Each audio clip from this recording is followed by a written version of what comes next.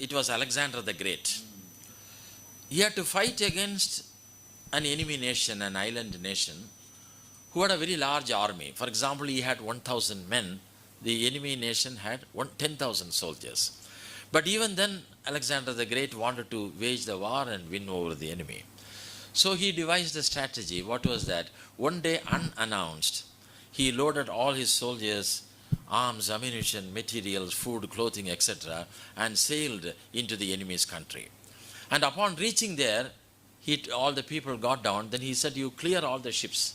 They took out all the materials. Then he asked, "Are all the ships empty now?" They said, "Yes." "Now you set fire to them." And the soldiers were shocked, because generally they set fire only to the enemy's ships. Here he says, "You set fire to your own ships." Then he said, "First you set fire, then I will tell you why." So they set fire, and as the boats were rolling into smoke and going into the air, he said, "You see the boats going up in smoke, that means that we cannot leave these shores alive unless we win. We now have no choice, we win or perish. Because if the ships are there, it is a temptation. What would all of you think? I will try my best to win the war, and if you don't win, we will take the ships and go back to our country. There is no question of going back. Either we will win this war or we will perish here." And as a result, they won. So Dr. Napoleon Hill recommends that every person who wins in any undertaking must be willing to burn his ships and cut all sources of retreat. Only by so doing can one be sure of maintaining that state of mind known as a burning desire to win, which is essential to success. Dr. Hill further explains, again with another true story I quote, "The morning after the great Chicago fire, a group of merchants stood on State Street, looking at the smoking remains of what had been their stores.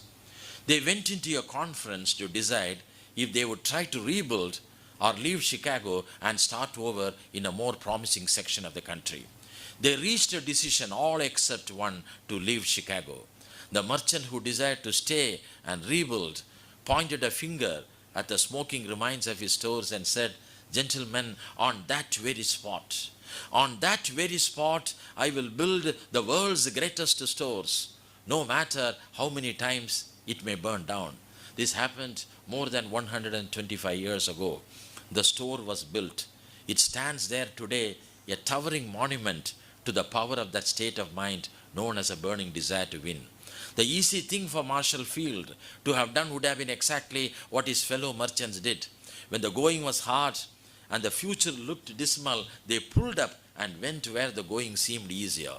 Mark well this difference between Marshall Field and the other merchants, because it is the same difference which distinguishes practically all who succeed from those who fail." Marshall Field departmental stores is still famous in the United States, though it has been rechristened of late.